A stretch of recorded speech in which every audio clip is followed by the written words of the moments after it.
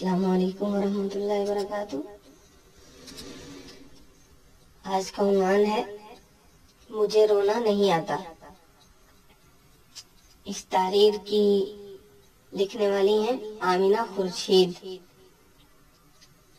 آغاز وہ کچھ اس طرح کرتی ہیں، نہ جانے کیوں میرا دل کہتا ہے کہ مجھے آپ کو اپنی کہانی سنانی چاہیے۔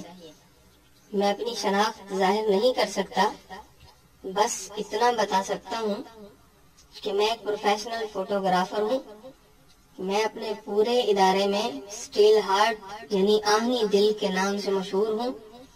میرا دعویٰ ہے کہ مجھے رونا نہیں آتا، چاہے جتنا بھی غمگین منظر عکس بند کرنا پڑ جائے۔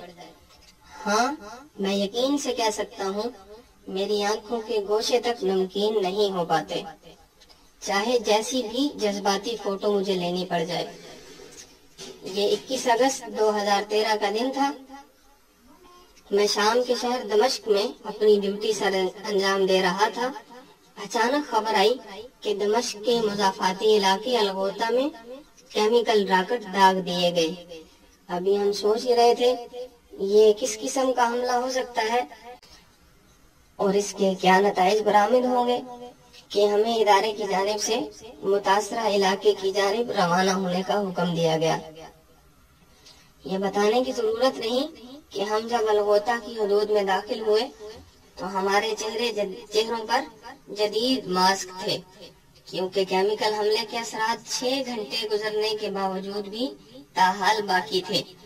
ہم سب سے پہلے علاقے کے اسپتال پہنچے۔ میں مین کیمرہ تھامے سب سے آگے تھا۔ گیٹ کے اندر داخل ہوتے ہی مجھے ایمرجنسی وارڈ کی تلاش تھی۔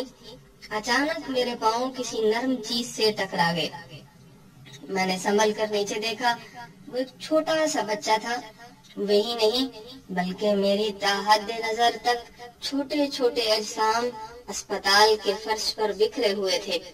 زیادہ سے زیادہ 8 سال تک کے بچے یا شاید ادموئی آخری سانسیں لیتی ہوئی لاشیں۔ میں آگے بڑھا اور آپریشن تھیٹر پہنچ گیا۔ یہی وہ منظر تھا۔ ٹیبل پر ایک بچے کو لٹایا گیا تھا جس پر ایک ڈاکٹر پانی چھڑک رہا تھا۔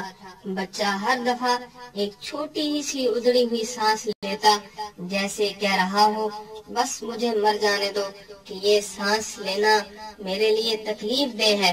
میرے دیکھتے ہی دیکھتے اس کے چہرے پر ایک الوداعی مسکراہٹ نمودار ہو گئی اور اس نے حرکت بند کر دیا۔ مجھے لگا میرا اسٹیل ہارٹ پگھل کر میرے ہی قدموں میں بہہ جائے گا۔ مجھے لگا اب میری آنکھوں سے آنسو کی بجائے خون نکلنے لگے گا۔ میں نے پیچھے مڑ کر دیکھا، میرا ساتھی سارے کیمرے نیچے رکھ کر دونوں ہاتھ چہرے پر رکھے ہوئے تھا۔ وہ زاروں قطار رو رہا تھا۔ میری آنکھوں کے گوشے بھی نمکین ہونے لگے اور زندگی میں پہلی بار مجھے اپنا دعویٰ غلط لگنے لگا، یہی دعویٰ کہ مجھے رونا نہیں آتا۔ وہ رپورٹنگ ہم نے کیسے کی یہ تو ہمارا خدا جانتا ہے۔ خدا کسی دشمن کو بھی وہ سارے منظر نہ دکھلائے۔ اس واقعے کے کچھ عرصہ بعد میں وطن واپس چلا آیا، لیکن میرے خوابوں میں وہ سارے بچے بار بار آتے رہے۔ وہ بچے جو آدھی سانسیں لے رہے تھے، وہ بچے جو الوداعی مسکراہٹ کے بعد حرکت کرنا بند کر دیتے تھے۔ میں جانتا ہوں مسلمان ملکوں کی عوام بے حس نہیں ہے، ان کا دل مظلوم مسلمانوں کے ساتھ دھڑکتا ہے۔ اگر وہ سستی اور حالات سے چشم پوشی ترک کر دیں اور اپنے دین پر پورے عمل کرنے والے بن جائیں تو ان کی کایا یکسر پلٹ سکتی ہے۔ اپریل 2016 میں مجھے ادارے کی طرف سے شام کے شہر حلب جانے کا کہا گیا۔ میں نے انکار کرنے کی کوشش کی، لیکن نہ جانے کیوں نہیں کر سکا۔ میں نے اپنی ٹیم تیار کی اور ہم حلب چلے آئے۔ ابھی ہمیں کچھ ہی دیر ہوئی تھی کہ بمباری شروع ہو گئی۔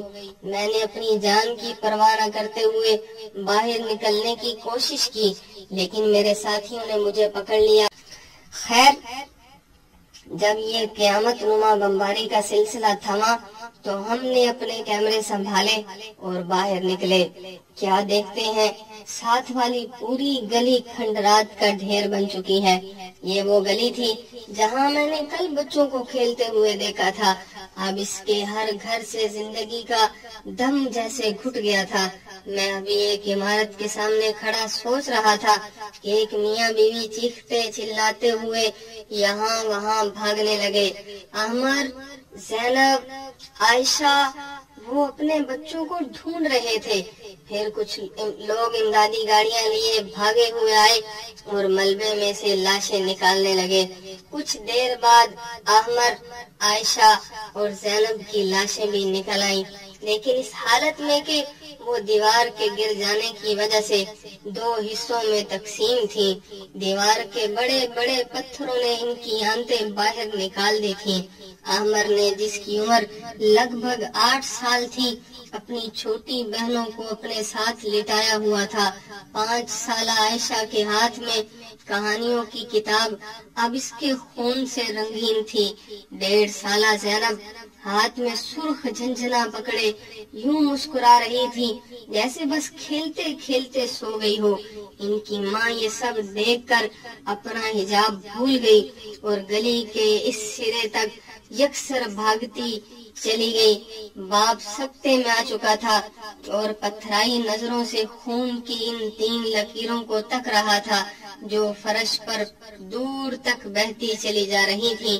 میرا ساتھی کب سے اس انتظار میں تھا میں ان تینوں بچوں کی لاشوں کی تصویریں لے لوں، مگر زندگی میں دوسری بار مجھے لگا کہ میں غلط تھا۔